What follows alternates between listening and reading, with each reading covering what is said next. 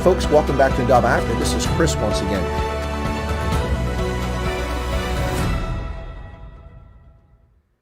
Hello folks, and welcome back to Chris Wyatt Africa here on the Indaba Africa channel. Today is May 6th, 2021. It's a Thursday. Lovely weather here in central Pennsylvania. A bit nippy, but it's my kind of weather. Viking weather here in central Pennsylvania. Temperatures in the high 50s, low 60s. Quite lovely outside. Beautiful sunny day. Welcome to Indaba Africa News of the Day. Let's get started with the headlines from across Africa and around the world. Suspended African National Congress Secretary General Ace Magashule defiantly, after being booted from office, issued a suspension of the African National Congress's president, Cyril Ramaphosa, who also happens to be the president of South Africa.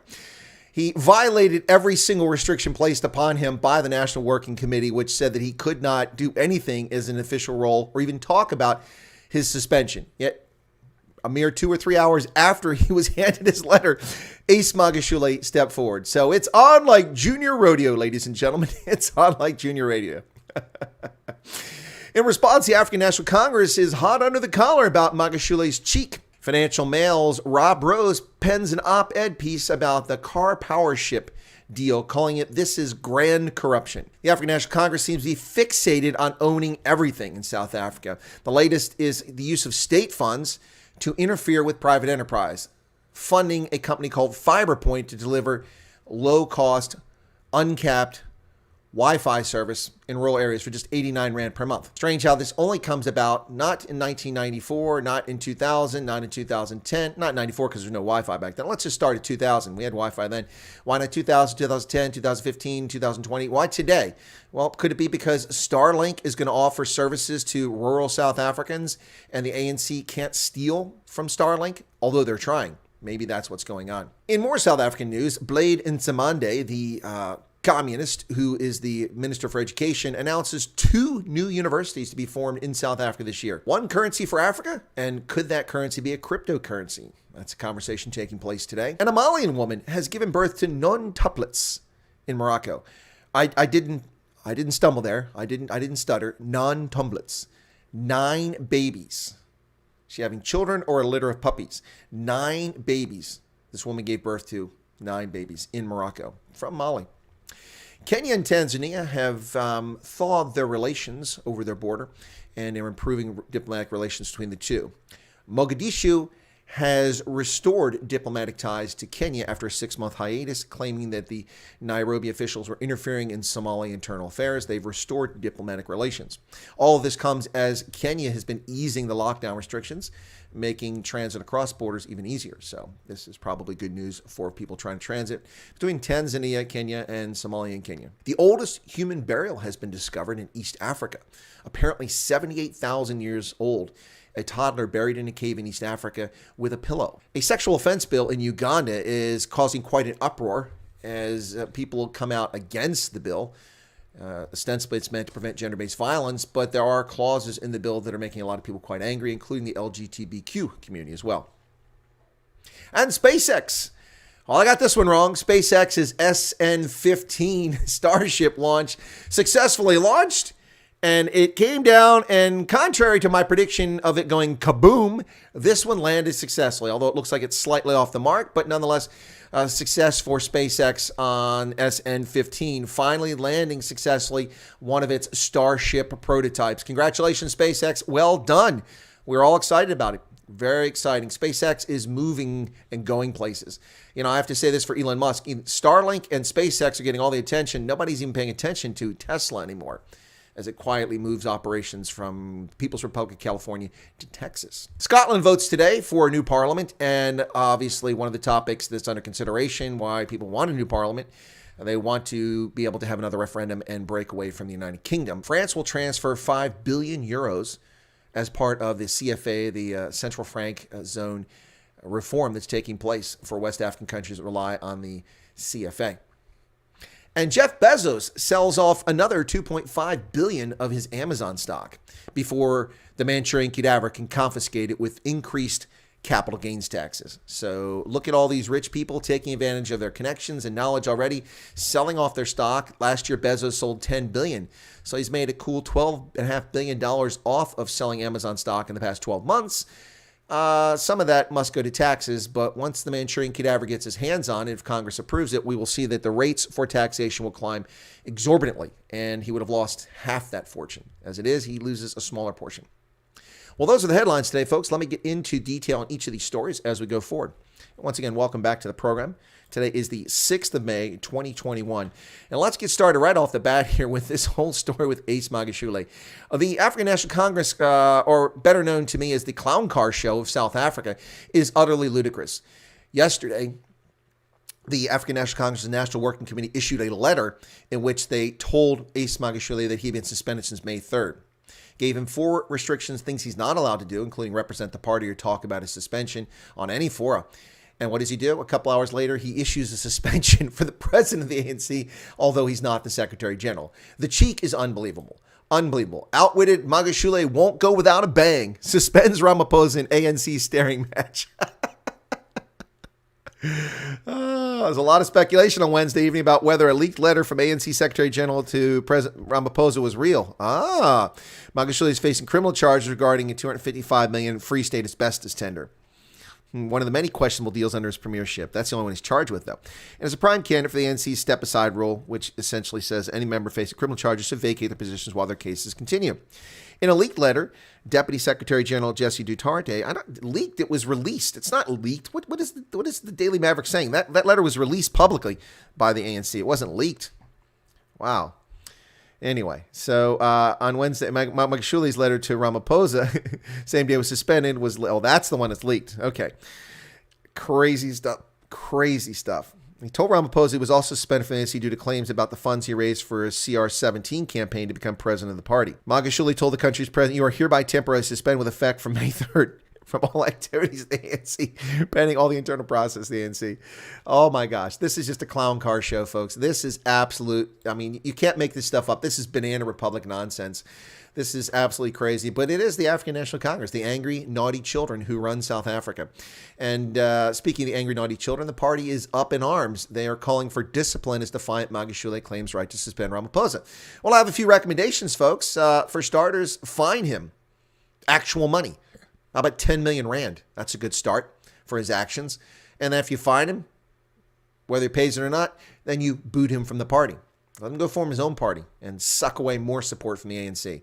It's entertaining, to say the least, those sitting on the sidelines. But it is quite a shocking and sad commentary on South Africa and the current state of politics there that this sort of nonsense occurs. But you see, the angry, naughty children are not about governing South Africa for South Africans. They're about pilfering South Africa for cadres, and that's the problem. Rob Rose from Financial Mail has penned this op-ed in which he says car power deal is a grand corruption. A bribe was allegedly being offered even as the State Capture Commission was hearing evidence of corruption. One thing you must understand, there's a system in this country, and if you don't work in accordance with that system, you will fail even if your project is the best. Those are the words of an official from Gwede Mantashe's Mineral Resources Energy Department uttered to DNG Energy CEO Aldworth Malati at Cream Restaurant in Pretoria Monday, November 2nd. There you go. So basically, it's a corrupt enterprise, the ANC, and if you don't play by the rules, you won't win. So basically, what is that saying? That's code for you're going to have to give me some money or you are not going to get the tender. Yep, we know how the ANC works. These people ought to be bounced on their ear. They should receive no support from any South Africans unless the South Africans are corrupt and they want to be part of the enterprise. It's unbelievable what they've gotten away with in South Africa. Meanwhile, in yet another effort to ostensibly provide a service for South Africans, a service that the government has no responsibility and no right to be involved in, the ANC is now using state funding to fund a private enterprise to compete with private enterprise. This favored company, and you want to lay dollars to donuts that it's a BEE, Black Economic Empowerment certified company, guaranteed it is, otherwise wouldn't get a tender.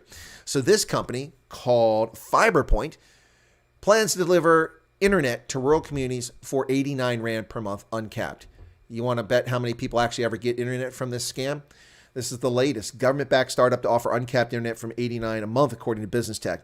The Technology Innovation Agency, an entity of the Department of Science and Innovation, says it's funding a Gauteng-based startup called FiberPoint to help provide cheap internet to South Africans. The project is an alternative antenna-based high-speed fixed internet solution with a focus being on low-income communities. HomePoint is an innovative last-mile connection solution that has the potential to bring down internet costs to as low as 89, said the TIA. The technology has been developed with key focus on townships, peri-urban small towns, and closing digital divide in underserved areas. Well, this is not exactly new, folks. WiMAX, which serves rural communities, has been around for nearly 20 years. WiMAX is a fantastic technology which brings broadband capability. So why wasn't this done before? And why is the state funding a private entity? Yet more chance for corruption and graft in South Africa. It's disturbing to say the least. And the communist, Blade Nzimande, has announced that South Africa, which can't even fund its existing universities, which accepts students with a 30% passing grade in entrance exams to enter university, so basically functionally illiterate people can enter university, yet a student, because he speaks Afrikaans and happens to be an Afrikaner, scores 98% average or 97% average on his matrix and is told he's not competitive to enter universities in the Western Cape. Yet people with a 30% grade enter. So the universities with functionally illiterate, ill-prepared students are going to have 2 more universities. Blade Nzimande said that they're going to open up 2 universities this year, and they'll focus on data science, machine learning, artificial intelligence, blockchain, robotics, and hydrogen-powered technologies, including smart transportation and logistics systems. It sounds to me less like a university and more like a vocational school, a VOTech school. Those aren't academic disciplines per se, most of them. They're parts of other academic disciplines.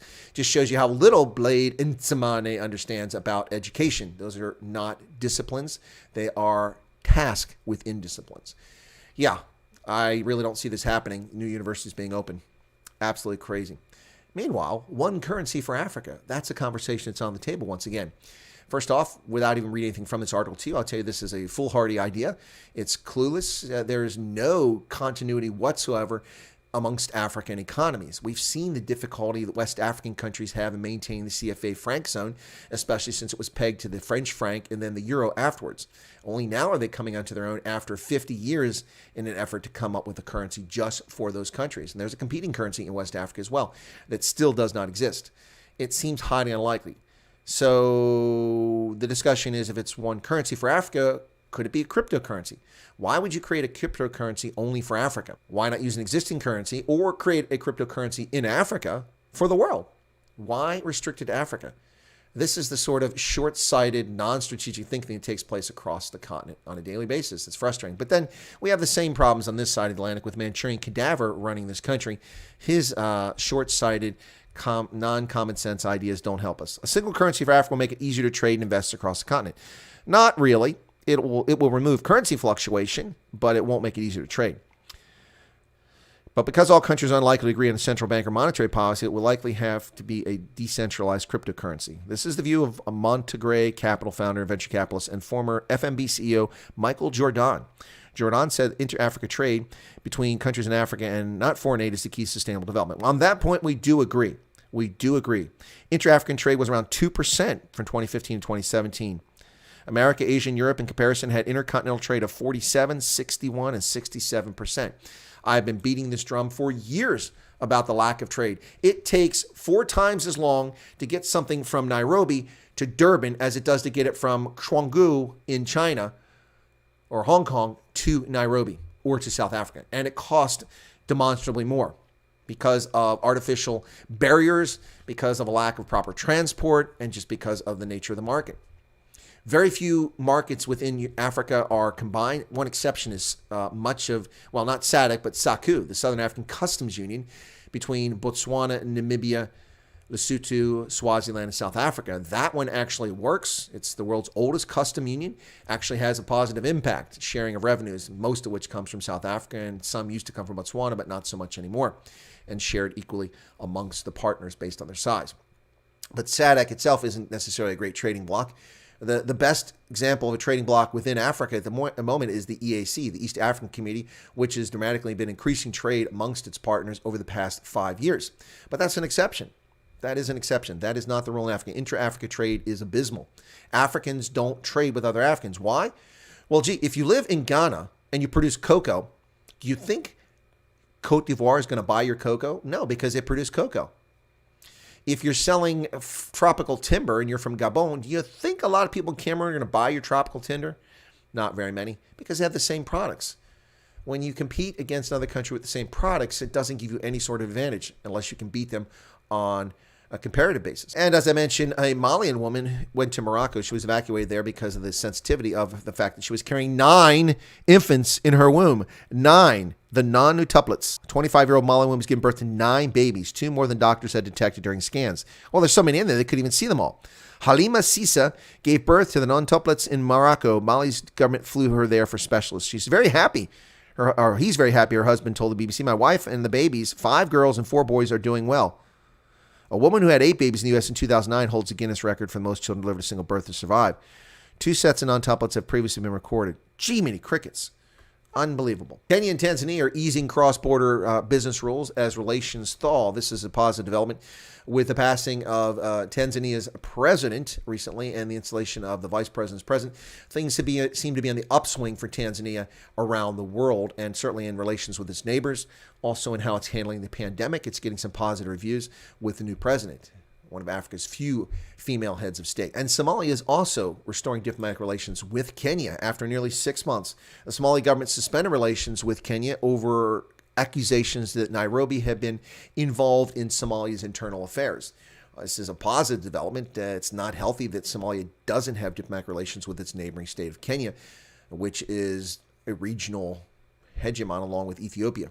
And the world's oldest human remains, oldest burial, I should say, have been detected in East Africa in a cave. 78,000 years ago, someone buried a toddler with their pillow. There's a drawing of it. A toddler laid to rest with her head on a pillow in a cave in eastern Kenya is thought to be the oldest human burial ever found in Africa. The remains of the child, who was between 2.5 and 3 years old, date back 78,000 years and were found buried at the mouth of the Panga Saida cave, according to new research published in the journal Nature. That's an artist's interpretation. The child was laid to rest in a cave 78,000 years ago. Analysis of the cave sediment, the bones suggest the burial was intentional and perhaps involved the child's wider community and funeral rites, the authors of the study say, demonstrating that humans at that time were capable of symbolic thought and complex social behavior. The arrangement of the surviving bone fragments showed that the child was placed lying gently on their right side with their legs folded and drawn up toward the chest. The researchers also believe that the tiny body was tightly wrapped in a shroud, perhaps leaves or animal skins, and the head was supported by something made from a perishable material, possibly a pillow. Lovely, lovely. Shows human communities have been doing social interaction for a very long time, and probably will change some of the cultural anthropology views on how human species developed. In Uganda, there is uproar about a sex bill legislation that's taking place. A lot of people angry about it, quite an uproar. The sexual offenses bill seeks to address a wide range of issues from rape to prostitution, but gay rights activists fear the new law amounts to a backdoor reintroduction of the discredited 2013 anti-homosexuality bill. Parliament on Monday passed the sexual offenses bill, which contains a clause to criminalize same-sex relationships. The bill prescribes a 5-year jail term for anyone guilty of same-sex acts and awaits the signature of President Yoweri Museveni. For many, the bill sounds like a repeat of a similar law passed in Uganda in Parliament 2013, which, however, was annulled by the country's Supreme Court on technicalities. Yes, that bill is what led to a diplomatic row between Barack Obama and Yoweri Museveni, both of whom making accusations. Of course, Barack Obama was deflecting attention from his failing presidency and his total failures by sticking his nose into Uganda's domestic affairs and harping about that law, which was basically was an anti-homosexuality law. It criminalized behavior. It criminalized people who didn't even commit behavior. If you were a medical service professional and you became aware of someone having same sex, let me just give you a what if. This is a true story. What if? So let's say you're a nurse and a patient comes in, they're ill. You run a battery test for malaria. You also do an HIV test. You get the results back. From the rapid test, it says they're positive, so you take a blood test and you tell them you got a positive on that test. We're going to test your blood. They come back a couple days later, and you tell the person, in fact, that they are HIV positive. That's a tough thing to tell someone. But when you tell them that, what if, because people react differently to this news, what if the person, it's a man, and he says, oh, no, what am I going to tell Steve? Well, then you suspect or know that the person is likely homosexual. Under that bill from 2013 that was signed into law by Museveni but later annulled by the Supreme Court, if you did not report that person to the authorities, you, as a medical professional, were subject to 7 years imprisonment for not committing a crime. Now, that bill was roundly discredited, and now it looks like it's back again. Uganda is trying to pass this bill again in a different form. That bill, there was a second bill that was anti-prostitution back then, so I really don't understand why Uganda needs another anti-prostitution bill. They already have one on the books. They just don't enforce the laws. And SpaceX, Elon Musk's Starship SN-15 successfully lands in one piece. And a roar went up from the crowd. Congratulations to SpaceX and SN-15. My prediction of kaboom was wrong. I'm glad it was wrong. But well, we have to say that SpaceX gave us a lot of entertainment with Starship 6 or 7, 8, 9, 10, and 12. They were pretty entertaining watching them blow up on re-entry. Two of them being truly spectacular. Clearly, SpaceX has learned from previous lessons, and they were prepared for this. So now with Starship having successfully launched, attained altitude, returned to the Earth after rotating, and then successfully rotating again to land on the surface of the Earth, we'll see where space travel advances to from now. Congratulations to SpaceX, who's had a really good week this past week. In Scotland, the Parliament is being voted upon today by Scots voters. There you go. New independence referendum at heart of contest as Scots vote for new Parliament. Now, there continues to be talk in Scotland of breaking away from the United Kingdom. Really don't see the utility of this. The Scottish nationalism really is off the mark here. You'll notice if you look at the Brexit vote that a lot of people in Scotland favored remaining in the European Union against their own best interest. And now it sounds like people still want to break away from the United Kingdom, again, against their own best interest. It's not as if Scotland's oppressed. When you go to Scotland, it's almost like being in another country. So I don't know what they're so angry about. And France will set aside 5 billion euros in the realignment of the Central African franc, the CFA. France has begun the process of transferring 5 billion euros to the accounts of the Banque Centrale des États de l'Afrique de l'Ouest, the BCEAO. That's a mouthful. Paris' decision comes within the framework of the reform for the CFA franc, which will be replaced by the ECO. The ECO is the currency I referred to earlier that has been on the books for years and has gone nowhere. It was supposed to be introduced in 2020, and it was not. And so we're waiting to see. During a visit to Abidjan from the 29th to 30th of April, Bruno Le Maire, France's Minister of the Economy and Finance, reassured Côte d'Ivoire's President Ouattara that the CFA franc reform agreements approved in December 2019 would be implemented in their entirety. As Le Maire tweeted just after his visit, the end of my stay in Côte d'Ivoire, an example of the strengthened partnership between our two countries and the success that we wish for the continent. Well, whatever France wants or wishes for the continent, one thing's for certain. The West Africa zone would love to move beyond being reliant on the euro, being backed by the euro. They want their own currency. Well, Jeff Bezos, taking advantage of tax laws, sells off another $2.5 billion worth of Amazon stock. Did you see that coming? Did the stock drop because so much was flooding on the market? Last year, he made $10 billion by selling it. Now, why is Jeff Bezos selling his Amazon stock? Well, because he's no fool. Rich people know the secrets. They know the people. They move in the circles. Bezos owns the Washington Post. And he knows politicians in D.C., and he knows that they're coming for my wealth, your wealth, everybody's wealth. Anybody that makes a capital gain, they want to get you. They want to fleece you and steal it in Washington so they can misuse it and favor their favored class. Very much like the African National Congress. So Bezos is selling off his stock now to make the cash and stick it all in the bank so that when the rates go up from 20% or so to 43% or more for capital gains, he will have already made money. So he'll make twice as much money, essentially. There you go. Jeff Bezos sells $2.5 billion of Amazon, and he says more is coming. Yep, he sold 739,000 shares this week, according to the Securities and Exchange Commission. He plans to sell as many as 2 million shares in a separate file. The world's richest man continues to hold more than 10% of Amazon, the primary source of his $191 billion fortune. In the 15 years after Amazon went public, he sold about a fifth of the online retailer for roughly $2 billion. The value of his stake has ballooned in recent years to such an extent he can now sell relatively small amounts for billions of dollars. Little change this year after rallying 76% in 2020, the stock.